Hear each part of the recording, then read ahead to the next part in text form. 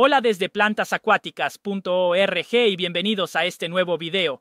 Hoy veremos juntos cómo limpiar el estanque a principios de primavera. Hablaremos de lo que puedes ver en tu estanque durante este periodo, los pequeños problemas típicos de la temporada y cómo intervenir, y veremos juntos cómo podar y cuidar los principales tipos de plantas acuáticas, para así preparar el estanque para una temporada llena de flores y vegetación.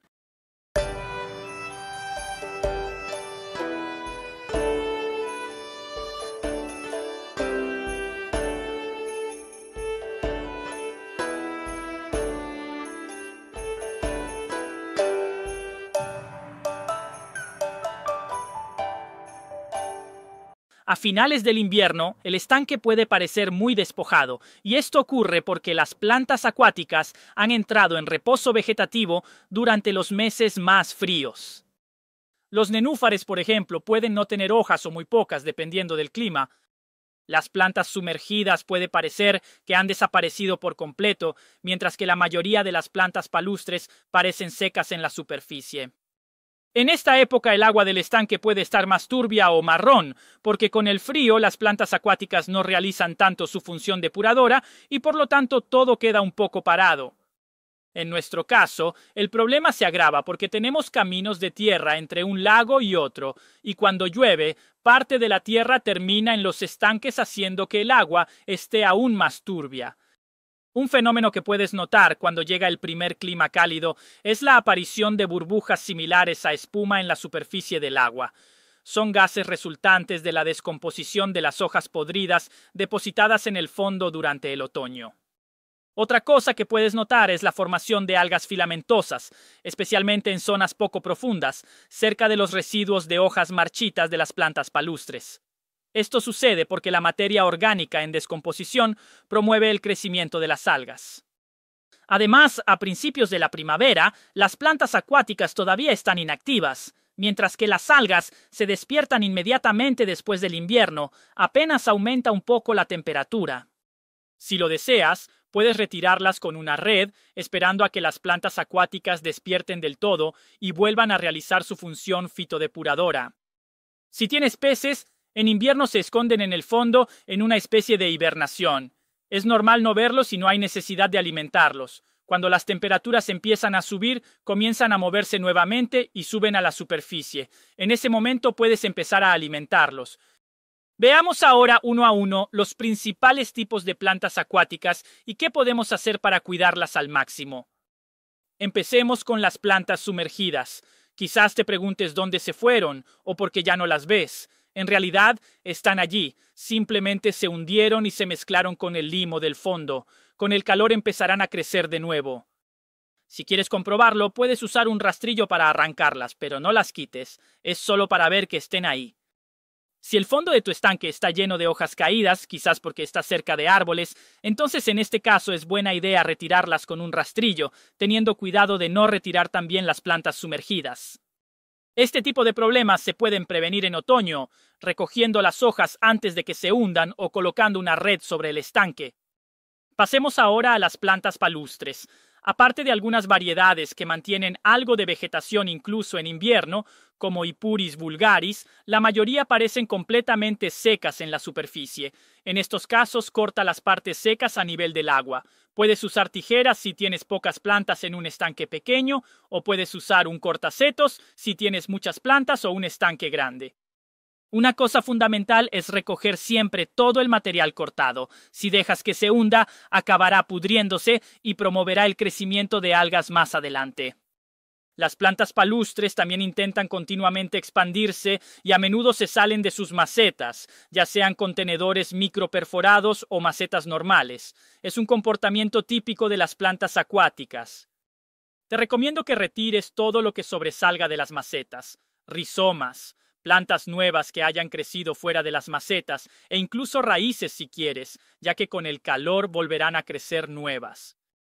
Luego hay algunas plantas palustres que producen estolones o ramas en la superficie. Sobre todo si tienes poco espacio, intenta podarlas para que queden del tamaño de la maceta o un poco más grandes. Ahora te mostraré cómo podar una planta palustre en una maceta pequeña destinada a la venta, pero el procedimiento es el mismo para macetas de cualquier tamaño. Luego tendrás que cortar las ramas secas del año pasado, los rizomas que hayan salido de la maceta y también las ramas que estén creciendo demasiado. Otra cosa a tener en cuenta cuando hablamos de plantas palustres es que pueden dejar caer semillas. Por lo tanto, puede suceder que encuentres plantas cultivadas a partir de semillas en las macetas de otras plantas. Presta atención a esto antes de que sea demasiado tarde. Retira con cuidado cualquier plántula que no debería estar allí. Lo mismo ocurre con las malas hierbas que puedan surgir entre las plantas de suelo húmedo o con las plantas palustres colocadas en zonas poco profundas. En cuanto a los nenúfares, si lo deseas, puedes quitar las hojas y flores podridas del año anterior, teniendo cuidado de no quitar también las plantas sumergidas. Quizás te preguntes si realmente necesitas hacer esto. En realidad no es imprescindible porque cuando ese material acaba en el fondo, se convierte en fertilizante para los propios nenúfares y para las plantas sumergidas. Sin embargo, un exceso puede favorecer la aparición de algas. En nuestro caso no hacemos ningún trabajo particular en los nenúfares porque no disponemos de mucho tiempo, pero no tenemos ningún problema, gracias a la cantidad de plantas sumergidas que hay en los estanques. En cuanto a las flores de loto, este periodo es el momento adecuado para cortar todas las partes secas que sobresalen del agua. Es importante hacer esta poda ahora y no a finales del verano o en otoño, porque es cuando las flores de loto producen rizomas para el año siguiente. Si las podas en otoño corres el riesgo de comprometer la planta o incluso perderla. Por el contrario, la poda de nenúfares y plantas palustres se puede realizar fácilmente incluso en otoño. También puedes utilizar un cortasetos o tijeras para flores de loto y luego obviamente recoger todo el material cortado. También es importante retirar las cápsulas de semillas. De hecho, las semillas de loto a veces germinan quizá una entre 100 y podrías terminar con un loto diferente del original, nacido en la misma maceta a partir de una semilla. Los lotos que nacen de semillas en realidad no son idénticos a la planta madre. Por ejemplo, si tienes un loto rosa con muchos pétalos, puedes terminar con un loto amarillo con pocos pétalos. Por eso, para reproducir las flores de loto, utilizamos la división de los rizomas e ignoramos las semillas. Un trabajo importante a realizar es fertilizar las plantas acuáticas. Los nenúfares y las plantas palustres que florecieron poco o produjeron hojas pequeñas el año pasado deben fertilizarse ahora. Sin embargo, no todas las plantas necesitan fertilizante en esta temporada. De hecho, las que prosperaron el año pasado pueden esperar y puedes abonarlas según sea necesario cuando notes signos de debilidad, incluso en verano. El fertilizante en tabletas osmocote, de liberación lenta durante 8 o 9 meses, permite obtener una floración abundante entre primavera y principios de otoño. Las flores de loto son una excepción. De hecho, requieren fertilizante necesariamente en esta temporada. Son plantas muy exigentes y sin la nutrición suficiente producirán poca vegetación y pocas flores. Los rizomas de loto crecen en el fondo de su contenedor, especialmente a lo largo del borde. Entonces, para fertilizar el loto, trate de inclinar la maceta para empujar las tabletas lo más abajo posible, justo a lo largo de los bordes.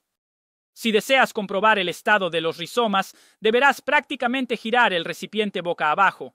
De hecho, si te encuentras una maceta con una flor de loto llena de rizomas podridos de hace 2 o 3 años, con poca tierra, casi todos sustituidos por raíces y rizomas viejos, y los nuevos rizomas son delgados y pequeños, entonces es mejor recoger los que aún están vivos y trasplantar completamente el loto, utilizando tierra y fertilizante nuevos.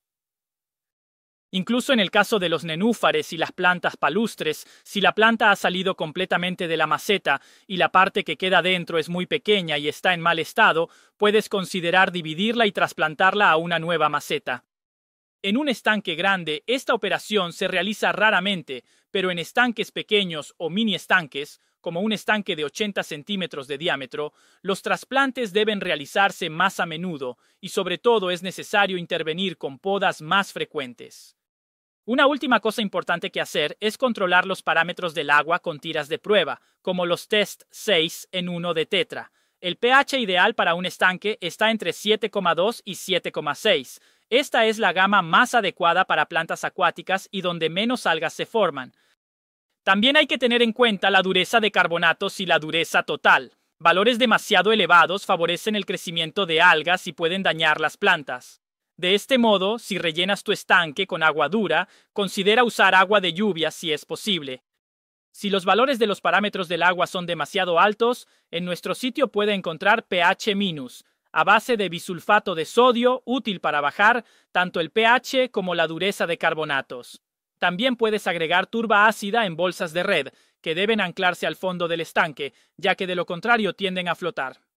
La turba ácida tiene la capacidad de unir los minerales presentes en el agua y, por lo tanto, ayuda a reducir tanto la dureza total como la de carbonatos, además de reducir el pH.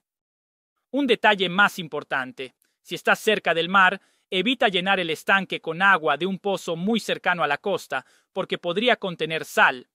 Las plantas de estanque, de hecho, son plantas de agua dulce y no toleran la sal. Te digo esto porque el sodio no se detecta con los análisis de parámetros normales del agua, y para verificar su presencia necesitarías un medidor de salinidad específico. Revisar los parámetros del agua es especialmente importante si tienes peces, porque puede ayudarte a prevenir situaciones críticas, como encontrarlos jadeando en la superficie y luego morir. Este problema puede ser causado por una acumulación de hojas podridas en el fondo, combinada con una presencia excesiva de desechos de peces y alimento no consumido que producen amonio. Si el pH del agua es alto, especialmente por encima de 8, el amonio tiende a transformarse más fácilmente en amoníaco, un gas muy peligroso para la salud de los peces. Por eso, más aún si tienes peces, es imprescindible combinar la limpieza del estanque con la revisión de los parámetros del agua. Y por último, el comienzo de la primavera es el momento ideal para introducir nuevas plantas acuáticas, de todo tipo, como nenúfares, plantas palustres y plantas sumergidas. Si quieres añadir una flor de loto a tu estanque o crear un mini estanque con lotos, la primavera es el periodo obligatorio para hacerlo, especialmente entre marzo y mayo. Las flores de loto son plantas maravillosas que añaden un toque oriental a tu estanque, gracias a sus grandes hojas emergentes y las flores que crecen más altas que las hojas. En nuestro sitio plantasacuaticas.org podrás encontrar todas las plantas en venta y las cestas para plantarlas o trasplantarlas, y también el fertilizante Osmocote en tabletas. Nos vemos pronto en un nuevo video. ¡Hasta la próxima!